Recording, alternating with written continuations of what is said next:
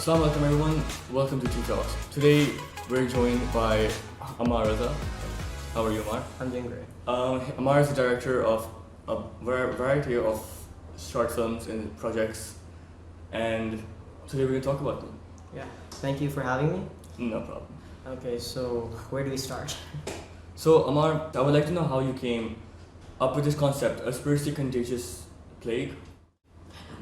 Okay, so you've probably watched the entire sequence, right? Yeah. Yes. Okay, so I'm assuming you were at the point of news broadcast where this was told. So my idea came from being in quarantine for quite some time. So when the COVID-19 virus spread, I realized that it was so easy to get that virus. It's super contagious. So I was like, why don't I twist it? Because we've had viruses that were man-made. We have viruses that are digital. And I was like, why isn't there a virus that's spiritual? So the idea came from the concept where the more you sin, the more likely you would get possessed by a demon. Or a jinn maybe. But according to what mythology you're following, I follow the demonology. And I realized that there are different types of demons from Christianity, from Egyptians, in their history there is a lot of demons as well. So that's where I came up with this idea. So you've related the plague in your movie to what's been going on in real life. In a way, yeah, in a way. Interesting. Yeah. I also like to ask you, so out of curiosity, you've previously made projects, right? And I see a couple of references you've made in them. Yeah, so you might have a glimpse of it in the news broadcast and you might hear it in the background.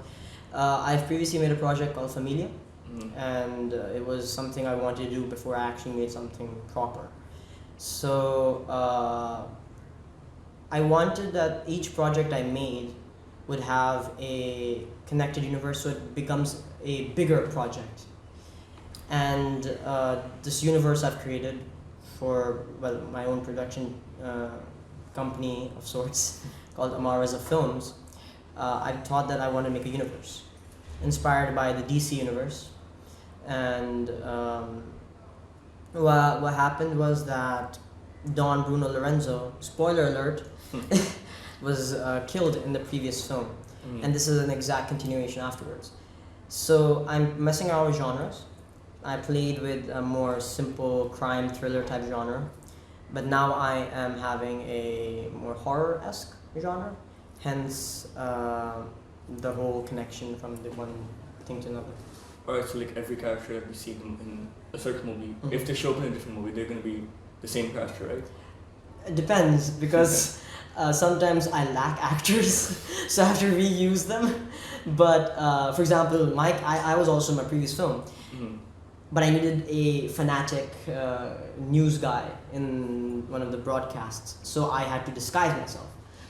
But yes, most of those characters will be the same character that will be repeated. I wonder how many people got that. Yeah, I wonder as well. I would also like to know the location where you shot both of your movies. Would you care? Okay, so for the first location, it was for Familia, I shot in Eden, and for Dæmonium, I also shot in Eden, where we have a cafeteria area, and above that there's classes that haven't been developed yet, and they're under construction. So one of these really small rooms, I thought looked amazing, and the fact that it was like a storage room for doors, only doors. So I was like, this would be an amazing location if I would, do the set properly and stuff. And I have a behind-the-scenes footage on that and what we did. So it was located in Eden, and it was shot in this under construction area. So you're using stuff that you probably have. Yeah, because I can't because there was no budget, I couldn't find a way to get a lot of doors. But I used what I had and I utilized that. Speaking of budget, so I know it's hard to find good acting talent, and so would you care to talk about the actors? Okay, so I know that the actors, there were some who did an amazing job, and I commend them. Agreed. But there were some who would have done a better job if we had more time, we had more discussions on it. The demon, though, he did an amazing job. He followed the instructions as he should. But I'm gonna add this to the location. I wanted to shoot this project somewhere where it's convenient for not just me, but for the actors as well. I come to college almost like every day, and I was like, I could do this after school. Right. So hence I chose this location, and the actors, it's all right, it's fine. It's a learning experience for them. Yeah, exactly. It is a learning experience for them, and that's why I feel like they'd do an amazing job if they kept on acting in more projects. It's like it's not only a project for you; it's also like you and your friends and having fun. It's having fun, but having like friends and people you're comfortable with also comes with the repercussions of a lot of takes. So, and I learned that from Familia. But these actors did an amazing job. I chose them because they were readily available in college, but they also, I pinpointed some who actually had some sort of acting talent. All right. So adding to that, the social issues in groups where you're representing a female character is following many gender stereotypes. Why don't you break it? Okay, so in the starting of my pre-production, I decided to have a female demon and a male victim. But due to the lack of actors, decent actors, and the lack of people who wanted to play such a role, I had to follow the simple stereotype where the male is the more dominating figure who would then exert this forceful dominance on another woman. And that is following a gender stereotype that men are stronger than women. And I do not believe it in the way that they have any like proper royalty feeling of being dominating, but I had to follow it because there was no other option. Hence I didn't break it. And it's pretty obvious that the victim role was played by a female, and this is a gender stereotype that happens, that there's a hero of the story that's a male, or there's a villain who's the male, and the victim is always going to be a female. So in current society we have a lot of movies where they're changing that dynamic. Right.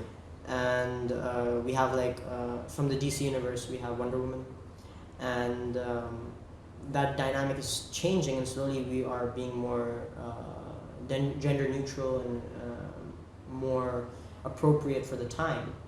So hence I didn't break it, but it's still like I had an initial idea of what to do. So it wasn't intentional; it's more like business. It was not just business. It was not just intentional, but it was what I had to do because I didn't have any other option. Right. Yeah. So Ammar, the main question: does your project your challenge any conventions, and how does it represent social groups or issues? Okay, so codes and conventions in general, I'm not sure if you've studied it or anything, but genres are built upon codes and conventions. You can't call a romantic film without having that romantic-esque vibe, or you can't have a comedy without jokes. These are codes and conventions, and my genre that I was researching on and I chose was experimental horror. I chose experimental horror because I wanted to mess around with these specific codes and conventions. Horror was when it came to horror, I followed certain ones, like slow takes, really dark music. But in the experimental wise, I had experimental. It means that a genre, specifically experimental genre, it means that you can mess around with these codes and conventions. Right. And henceforth, I followed the conventions of experimental by not following conventions, but I did go for that horror-esque vibe. So, for example, we had the theme of demons. Right. That is a horror theme, and we've had that we had like gruesome, like the demon's gonna eat the victim. That's another like disturbing element of the genre. And aside from that, yeah, I followed it. What was the second part of the question? Like how does it represent social issues? Okay, so Groups? again, adding back to the previous question, you were talking about the gender stereotypes and not breaking it. Again, that's how it follows those. It doesn't follow like specific. Like it follows the social groups according to whether or not you are a part of these groups. For example, like conservatives will love this. That okay, yeah, of course, it's the male guy who's dominating. But feminists won't like it. They're like, oh, of course, it's the female woman who's being in the victim role. Hence, it follows and goes against many social groups' ethics and how they follow these ethics. But in a way that there are like favorable to certain groups. I didn't challenge any issues yet because it was like a really short amount of time for me to create this project, and it's a 3-minute opening sequence. Right. But initially the thought was that there was gonna be the demon character will possess another body, this time of a woman maybe, and there will be another woman who will try to defeat them. So in a way that I didn't think of it as in okay, there's gonna be a woman, there's gonna be another woman, they're gonna fight it off. No, it's just that whatever I seem is more appropriate for the plot, and henceforth I was gonna battle this specific issue and in this specific issue, the safety of women. Right. How easily an individual can get kidnapped, and you must, and the society must implement more of a comfortable environment for these women, that they can feel more comfortable, they can feel more safe. And for that reason, that's one of the issues I wanted to address. I didn't address it directly, but I want to address it in this way that there should be more of an idea on that. So yeah. I mean, in Familiar, you did really give one character, a female character, a pretty good role. So. Yeah, in Familia, my previous project, my first project, I did give one of my characters a more dominating, more powerful, strong-willed role, and that was generally I had to put it in the plot as well. Like the plot, it wasn't forced upon, but it made sense. Because the character was raised by an individual who was a strong-willed man as well, but it wasn't the man's forceful nature that made her into this character. It was more of her own will of surviving that made it that way. Right.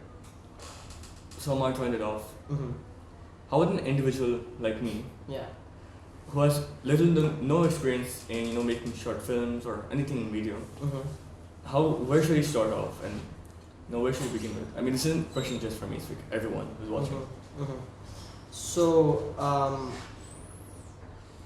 to start off, I'd honestly say that if you have the creative mind of creating a story, and you could picture it in your head using a poetic poetic device called imagery, if you can imagine it in your head, if you could write an amazing story with well-written characters, even if they're not well-written, initially, because there's a growing process to it, you just need a phone, because everyone has phones now, and you could literally like record anything you want. You need a phone, you need a good location, you need a good story, and you need to have an idea of shots, OTS shots, over-the-shoulder shots, establishing shots. The moment you get that done, you can make whatever you want, and slowly you will learn. Do you watch movies? A lot of movies and shows. There you go. There's your reference. You should, and this goes to any other individual who wants to make films, is that you just look at these already well-made films in the industry, and you get inspired by them. That's how I started. I started watching Christopher Nolan and like M. Night Shyamalan and Quentin Tarantino, of course. And these ideas and this passion of I want to do this too led to this all. That's some great advice, Ammar. Yeah. Well, that's the time we have for today. Yeah. It was really nice meeting you, Ammar. Of course. I would love to come again. All right. Thank you.